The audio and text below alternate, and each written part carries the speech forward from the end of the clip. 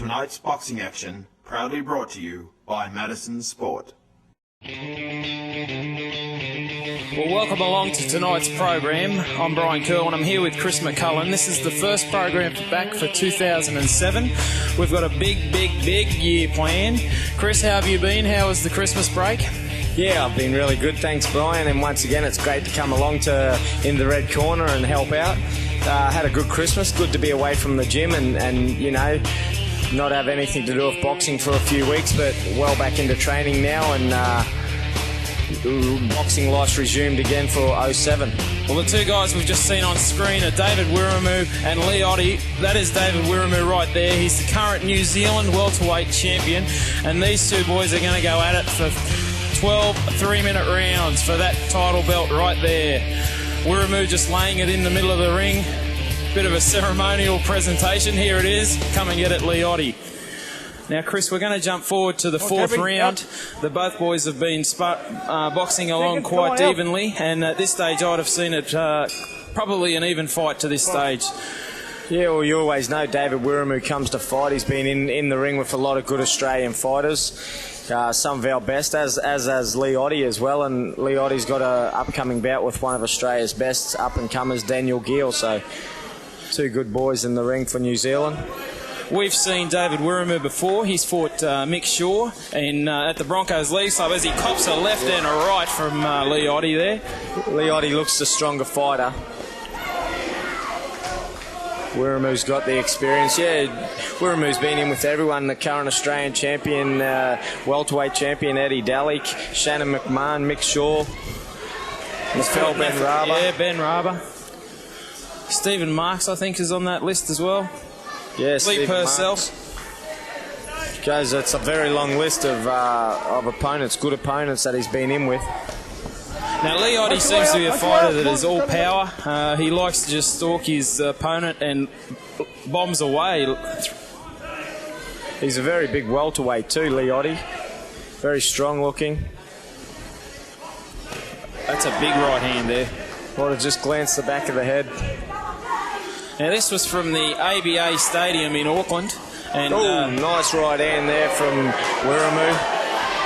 It was a very boutique style event, so it seemed to be set in an old school gym, but there was a great atmosphere on the night.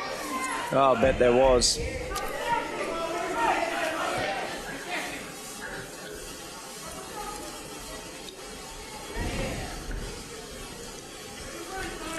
You can see Wiremu just sticking out the left jab. He's got to keep doing that to keep the more stronger Oti away from him. He's just circling into the right hand butt of Lee Oti, so he's got to be careful there. The New Zealanders, Chris, fight 12 rounds for their national title. Okay. And Australia's taken a step back and moved to 10 rounds in the recent years. Do you see a difference between the two? Which would you prefer? I probably would go stick with the 10 rounds because once you move up in levels and you get past the Australian scene, it's like another step, so you've got to go another step in rounds. So, you know, you've got your eight rounds for your state title, then you've got to step 10 rounds for the Australian title, and the next level you've got to step 12 rounds, so you're always moving up. Oh, he's letting some big powerful left hooks go, Lee Oti. If one lands, Wiremu's going to be in some trouble. Is he loading up too much with those? He seems to be missing it quite a bit. But yeah, you can see him coming. When someone loads up like that, you can just see it come. He should be sitting behind the jab a bit more, and you know, probably not as powerful on every punch, and then let that big punch go when he's in range a bit more. Well, that's the end of the fourth round.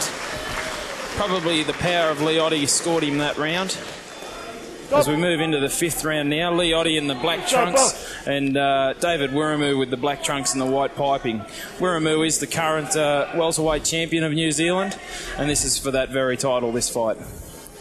That's better from Oti. He's starting to use the left jab a bit more. He's got some head movement.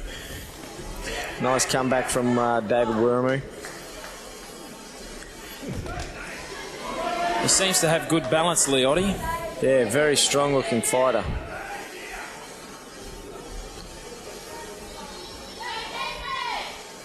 Bit of crowd support there for David Wiremu. Lee Oti's throwing those strong, powerful, punishing punches to the midriff of David Wiremu. Yeah, trying to wear him down. But what David should be moving around, he's just moving the one way, circling left the whole time. He's got someone coming forward on him. He should be mixing that movement up now. Move back around the other way. Nice left lead. Is that fatigue taking its part where he's tired and he just forgets his game plan? Yeah, probably. He's just taken a nice right hand from Lee Oti and another one. I don't know if you noticed, but his mouth guard came flying out. I did see that shootout, yeah. This is New Zealand. This is the Wild Wild West over there. They'll let anything go. Hang on, the referee's seen it. Somehow it already made its way to the corner. They're in the opposite corner, though. The referee will work this out. Oh, they found it. Now, this is something we've seen before from the New Zealand fight nights, that the mouthguard, if it comes flying out, whether they stop it or not, it's a mystery. That's better. David Wiremu making him miss and making him pay now. Stick the left hand out a bit more and he should keep getting Oti on the way in with that left jab.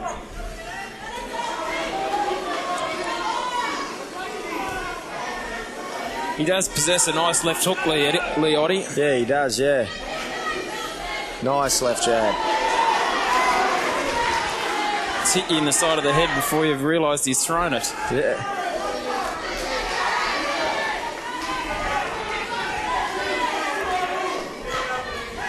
David Wiremu co-promoted this night at the ABA Stadium. He was a very busy man. He was selling tickets, doing all the general duties of a promoter. And at 8:45, they said, "Put on your trunks. You're out in the middle of the ring." He's a great man for boxing. He's a promoter's dream as well. He's always flying to Australia, short notice to fight anyone. He never just turns up and takes his paycheck. He always puts in 100%, and he's a quality person for boxing in general. Chris, you've seen a bit of Daniel Gill. How's he going to handle Lee Oti? Look, without disrespecting Lee Oti, I think Daniel Gill's just going to pick him to pieces, I would feel.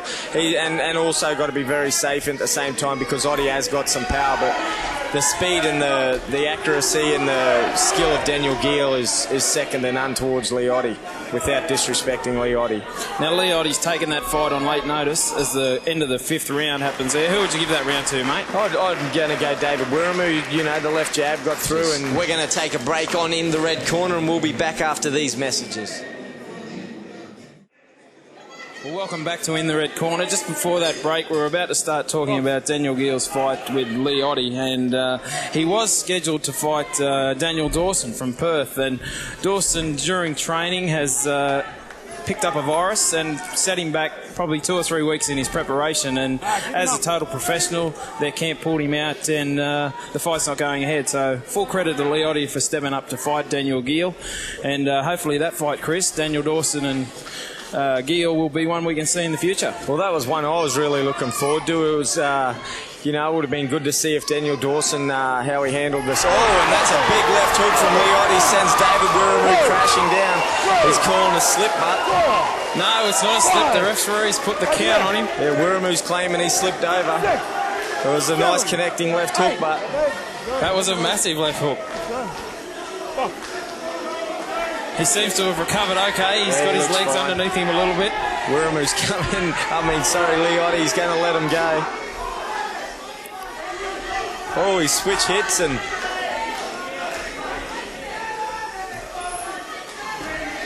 And again, he's prepared to take him now to let him go. Lee Oti looks to have his eyes focused well below David Wiremu's hands there. Is that an old school technique, Chris? Yeah, where they say watch the feet and your feet will tell you where the hands are going to go? Just all people are taught different, and people's eyes, each boxer looks at different spots, and Lee Oti's obviously trying to catch David Wiremu out here. What do you keep your eye on, Chris? I mix mine up. I'll look in the eye, I'll look at the gloves, the chest. Every bit of movement comes from the chest, so I'll mix my movement up, my eye coordination up. Lee Oti stalking David Wiremu here. He senses a quick victory. He does look like he's really on the attack now, Lee Oti. He's getting a bit flashy, very confident at the moment. He's a lot more up on his toes. He's keen, he's eager. He could be a nice little boxer, Lee Oti, that's for sure.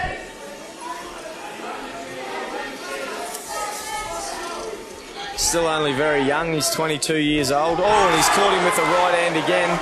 It's a good round for Lee Oti. This is a sign of David Wiremu's toughness right here. He's gone down once, he's copped another couple of big right hands, and he's still in there trading. Oh, he's very durable, David Wiremu, that's for sure. He's proven that time and time again with all the good opponents he's been in the ring with. Wiremu was a very talented amateur in his day, representing New Zealand as well.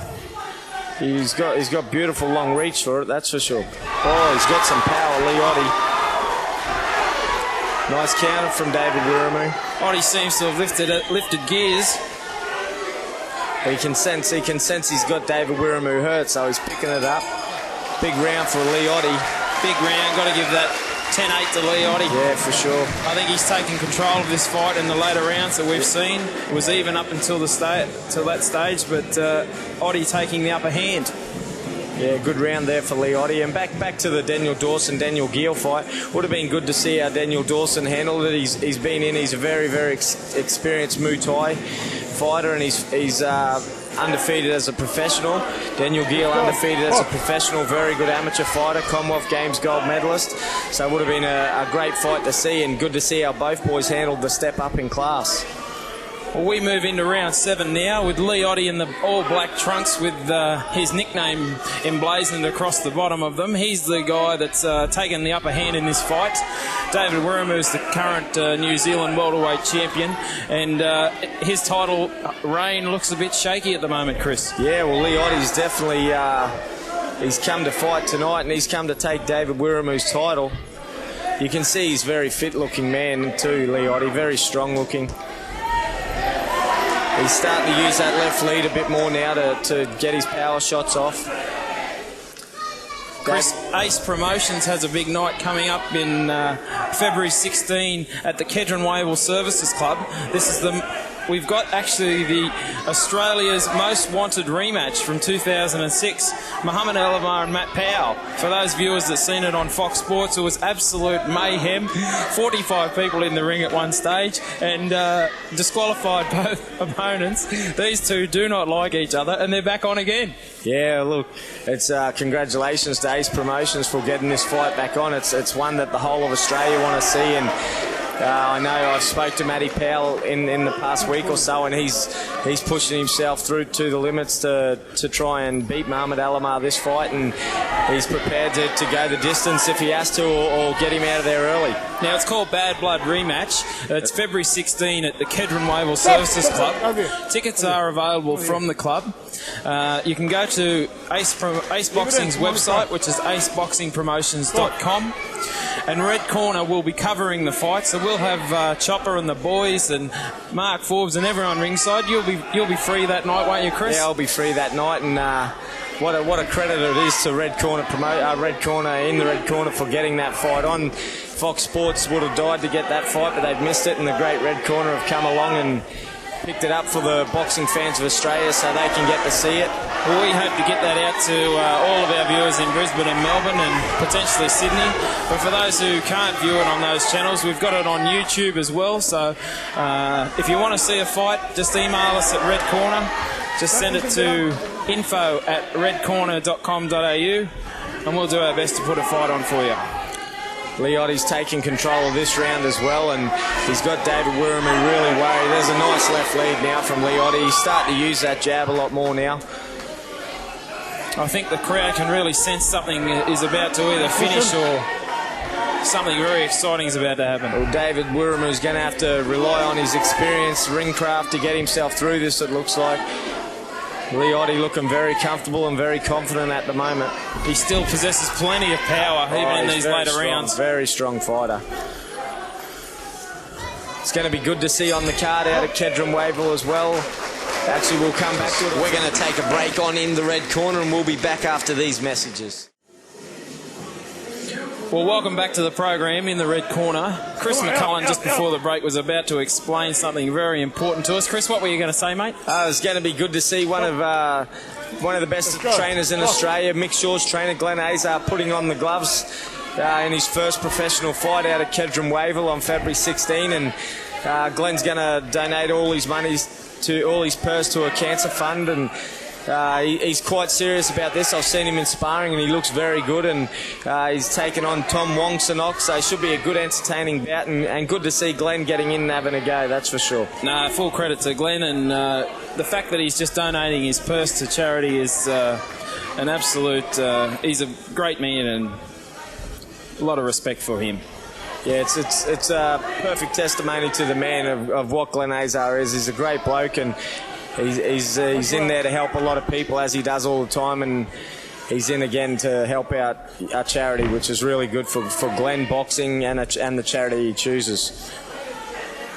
Many years ago, Chris, Glenn and 4 of his mates said, let's run from Brisbane to Townsville, or vice versa. I can't remember which way it was. Maybe it was Townsville to Brisbane, so it was downhill.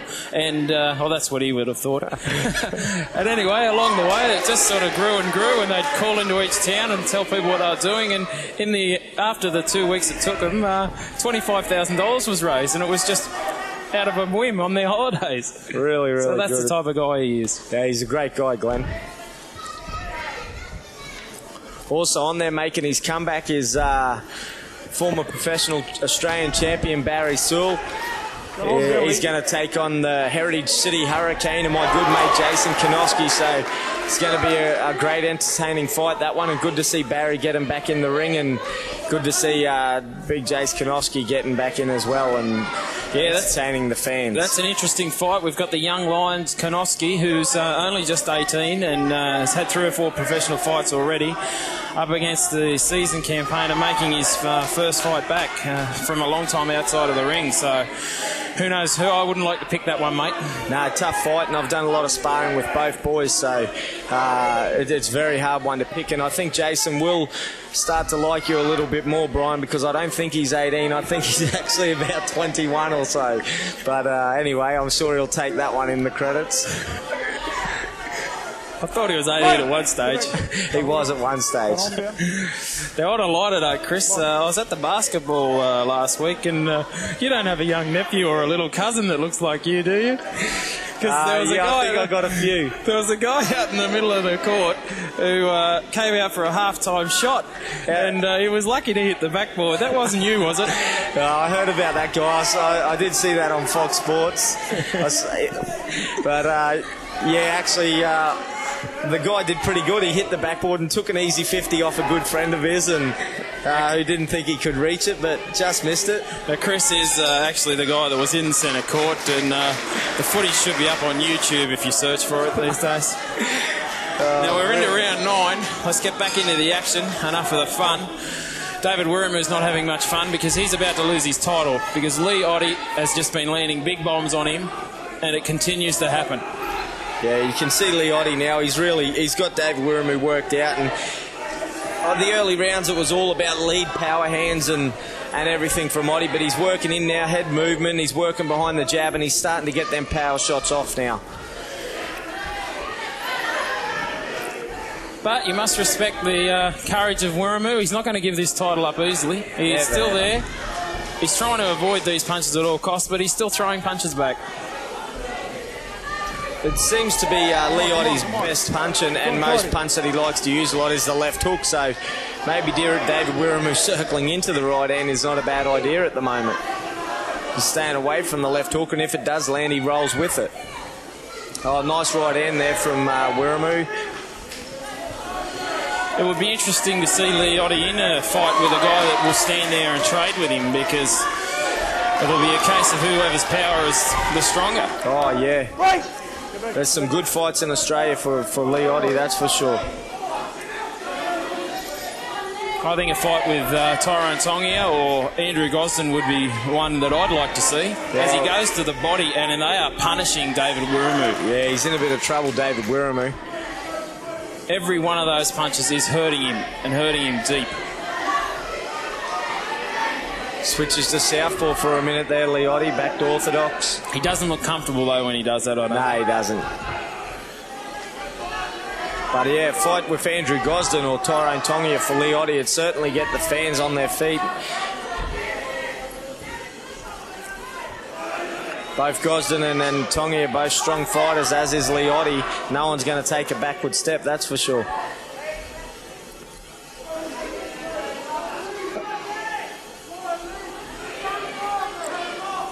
You can see both of them fighters in action as well out at Kedron Wavell on February 16. Tyrone Tongia and Andrew Gosden, they're not fighting each other this time round, but they will be in action on the night. So a great card out there to be topped off with Matty Powell and Moe Alomar for the Australian title. Yeah, so tickets for that night are available from the club. Just ring Kedron Wavell Services Club. And, as one of those punishing body shots drops David Wiremu, and Lee Oti stood over him like he was going to give him another one. I thought he might have just stood on David Wiremu's foot as that body shot landed, but he definitely felt it at the same time. I like the look of Lee Oti. He's a nice, strong-looking fighter as he goes to southpaw again, back to orthodox. He is putting the full weight of his body behind each and every one of those punches. He loves the left hook, doesn't he, Lee Oti? He's had a bit of success with that left hook. As we move into one of the later rounds, both boys show a lot of respect. Back to what we've seen in each round where Lee Oti pushes up on David Wiremu, and he's taken a nice right uppercut. Lee Oti's thrown a few uppercuts in this fight and they've looked good. He looks like he's got a good kit of punches, Lee Oti. Do you think he's been extended here tonight, Chris, or have we seen him in only probably second and third gear? He hasn't got to his top gear. Yeah, no, I think he could go all day like this, Lee Oti. He's really putting the pressure on David Wiremu. He knows to head to that body. How must Wiremu be feeling right at this moment? He's getting hurt with every punch. How does he stay on his feet, Chris? He's just in survival mode. He knows at the moment his title's probably looking glim, and you know he doesn't want to let his fans down or his supporters, and he's going to fight this till the end. Or this is pride holding him up, isn't it? Lesser fighters would probably take a dive and say that's enough. Not take a dive, but find a way out of there.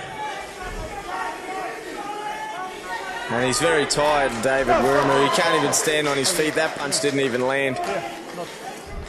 Let's go. Referee understands that and tells them to box on. Lee Oti doesn't mind. No, what Lee Oti's trying to do is send that left jab down to the body all the time, and then make Wiremu crouch over, and he's going to counter him with a left hook or a right hand down like that. Would that be a good time to throw an uppercut, Chris? Yeah, perfect time. You can see he's looking to come over with the left hook or the right hand over. Referee is showing some concern there for Wiremu, telling him to defend himself or fight back. Yeah, he should be having a good long look at Wiremu. He doesn't want to be in there. He's hurt, and it's just, as you said, it's pride keeping him in there at the moment.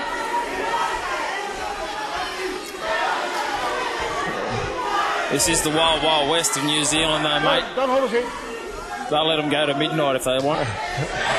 And he's taken the power into the later rounds as Lee Oti. He's still letting them go. There was that uppercut he was looking for. The referee again voicing his concerns. Yeah, he'd be very close to stopping the fight, I would presume. And Wiremu's down again. Lee Oti follows him down.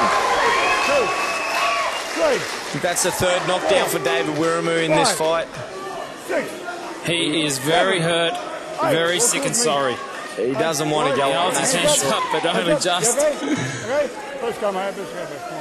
No, that's it. The referee has seen enough. And a good stoppage, and congratulations to Lee Oti. He's put in the hard work, and he's a powerful, strong fighter. As the crowd show their appreciation, and Wiremu shows his by lifting Oti into the air. Great respect. These two boys have just went 10 rounds of sheer war. And here's Lee Oti. Paying him back. He's going to carry him home. He'll save him the taxi fare home. As the young takes from the old. Lee Oti, 22, David Wiremu, 33. Mate, well, that's it for this week's episode of Red Corner. We're going to be back next week with a big, big fight. We'll see you then.